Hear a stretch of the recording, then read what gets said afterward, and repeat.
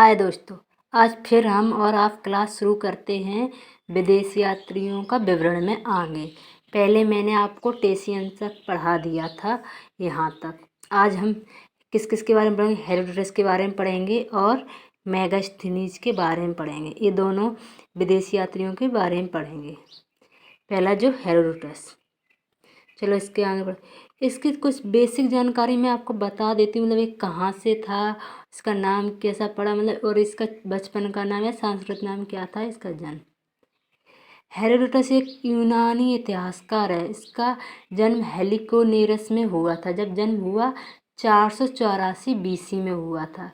इसका जन्म 484 BC में, तो इसकी मृत्यु के बारे में भी बताए थे 425 ईसा पूर्व में हुआ था। इसे इतिहास का पिता क्यों कहा जाता है, ये कभी हमने और आपने सोचा ही नहीं है। इसे इसलिए कहा था कि उसने सबसे पहली बार इतिहास को व्यवस्थित रूप से या क्रम रूप से वर्णन किया, इसलिए इसे इतिहास का पिता कहा गया। इसे कहा किसने इतिहास का पिता? इसे कहा रोमन का जो एक दार्शनिक था सिसरो, इसने कहा। इसने इसे एक विश्व का सबसे पहले इतिहास का पिता कहने के लिए उसने एक बुक भी लिखी थी। वो इससे लिखी थी द स्ट्रीज। उसमें उसका वर्णन था युद्ध का वर्णन था। एक कहाँ का युद्ध का वर्णन था? ईरान और यूनानियों के युद्ध का वर्णन था। इसी में इसने अपने भारत के बारे में लिखा था। चलो अब आगे पढ़ लेते हैं। इसका पूरा नाम क्या है? संस्कृत नाम हरिदत्त भी है। इसे संस्कृत नाम से हरिदत्त की भी नाम से कहते हैं। इसे विश्व का प्रथम वास्तविक इतिहासकार भी कहते हैं। जो इसकी एक पुस्तक थी हेरोडोटस का, उसका विषय क्या लिया उसने? पेलोपोनेशियंस युद्ध का वर्णन। चलो अब इसकी एक चीज़ पढ़ लेते। अपने ग्रंथ हिस्टोरिका में 5वीं शताब्दी ईसा पूर्व के ईसा पूर्व के भारत और फारस संबंधों का वर्णन व्यापारियों की जानकारियों के आधार पर किया, क्योंकि वह कभी स्वयं भारत कभी नहीं आया।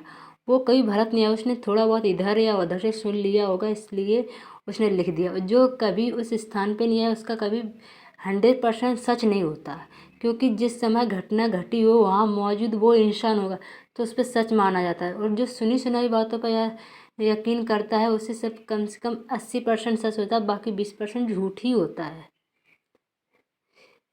अतः उसका पूर्णतः प्रमाणिक नहीं माना जाता। मैंने बोला था ना अभी। वह बताता है कि भारत ईरानी साम्राज्य का बीसा प्रांत था। ये किसकी है, मतलब ये बीसा प्रांत बनाया किसने? चलो मैं आपको थोड़ी इससे अलग बताती हूँ। धारा प्रथम, जो इसका बेहस्तून अभिलेख था धारा प्रथम का, उसमें इसने वर्णन किया कि गांधार और सिंधु प्रांत को उसने अपना 20वां प्रांत बना लिया था। उसमें 360 टैलेंट स्वर्ण राष्ट्र के रूप में मिलता था, इसलिए उसी का लेके इसने अपने जिसमें लिख दिया। यहाँ तक का इसका है। ये कुछ ऐसा ही है, तो इसे भी देख लेते हैं। आ गया सिकंदर के साथ 326 से 325 भारत आने वाले, ये मतलब सिकंदर के साथ आने वाले कौन कौन थे? निर्याकस, जो सिकंदर का जहाजी बेड़े का सेनापति था। चलो यहाँ तक भी मिल गया। सिकंदर का जहाजी सेनापति कौन था? निर्याकस। आनोसिक्रेटस, जो सिकंदर की जीवनी की पुस्तक लिखी। अब कोई आपसे एक क्वेश्चन पूछ ले कि सिकंदर की जीवनी किसने लिखी, तो आनोसिक्रेटस ने। एरिस्टोबुलस, जो हिस्ट्री ऑफ वार के विवरणों से तत्कालीन उत्तर भारत की जानकारी मिलती है, मतलब इसी की ये पुस्तक है। निराकस के उदाहरण का स्ट्रोबो एरियन के लेखों में मिलते हैं। जो हाँ मतलब निराकस के जो लेख हैं वो स्ट्रो एरियन के लेखों में मिलते हैं। एरिस्टोबुलस के ग्रंथ के आधार पर ही आगे चलकर एरियन प्लाटो ने अपने भारत विषयक विवरण लिखे। ओनोसिक्रेट सिकंदर के जहाजी बेड़े का एक नाविक था ना, ये तो था सेनापति, ये अनकृषिक था एक नाविक। अब चलो मेगास्थनीज के बारे में पढ़ लेते हैं। मेगास्थनीज, ये कौन था मेगास्थनीज? चलो आगे पढ़ते। ये सेल्यूकस निकेटर, जो सीरिया का शासक था, मतलब सेल्यूकस निकेटर जो सीरिया का शासक था उसका एक सेनापति था। सेल्यूकस निकेटर का चंद्रगुप्त मौर्य के दरबार में राजदूत बनकर आया था। मतलब आया क्यों था? क्योंकि सेल्यूकस निकेटर सीरिया का शासक था और चंद्रगुप्त के मौर्य के दरबार में राजदूत बनकर आया था। वह भारत में आने वाला प्रथम राजदूत था। प्रथम राजदूत था। इस सेल्यूकस निकेटर सीरिया का शासक का एक राजदूत था जो चंद्रगुप्त मौर्य के दरबार में राजदूत बनकर आया था। यह आने वाला भारत का प्रथम राजदूत था जो चंद्रगुप्त मौर्य के दरबार में आया था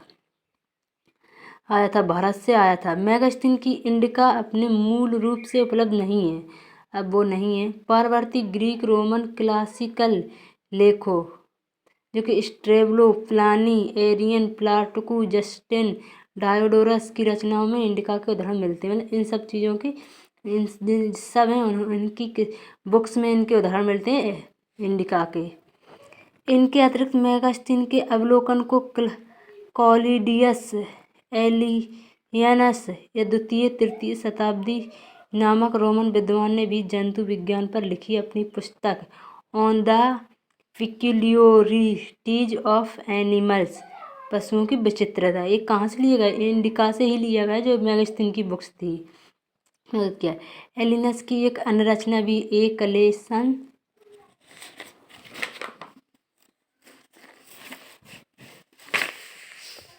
कलेक्शन ऑफ मिसोलिनियस हिस्ट्री, भारत के पश्चिमोत्तर प्रांत का वर्णन। स्ट्रैबो और प्लानी ने मेगास्टीन के वृत्तांतों की कड़ी आलोचना की। मतलब स्ट्रैबो प्लानी जो मेगास्टीन के वृत्तांतों की बहुत आलोचना कर रहा है, क्योंकि इतिहासकार वही सच्चा होता है जो आलोचना भी करता है, नहीं वो इतिहासकार नहीं है, क्योंकि ऐसा कुछ होता नहीं कि उसका पूरा सच्चाई हो। एरियन ने उसके ग्रंथों को अत्यंत विश्वसनीय बताया। ड्यूरस का भी उसके वृत्तांतों को प्रति सकारात्मक दृष्टिकोण, मतलब सच है वो। डॉक्टर स्वयं बेक ने 1846 में इन समस्त उदाहरणों को संग्रह करके प्रकाशित किया। 1891 ईस्वी में मैककिंडल ने इस संग्रह को अंग्रेजी भाषा में अनुवादित किया। मेगास्टीन ने भारत में गन्ने की खेती को पहली बार देखा। गन्ने से गुड़ को देखकर उसने लिखा कि यहाँ बिना शहद की मधुमक्खियों का गुड़ तैयार होता है। उसे ये लगा। उसे दूसरा आश्चर्यजनक पौधा कपास लगा। मेगास्टीन को उद्धृत करते हुए ड्यूरस लिखता कि यहाँ सोना खोने वाली चींटियाँ भी पाई जाती हैं। यहीं तक है। Thank you. इस वीडियो को देखकर और आगे बढ़ाइए, प्लीज़ सब्सक्राइब भी कीजिए। हमारे लिए इतना टाइम लगा। Thank you very much.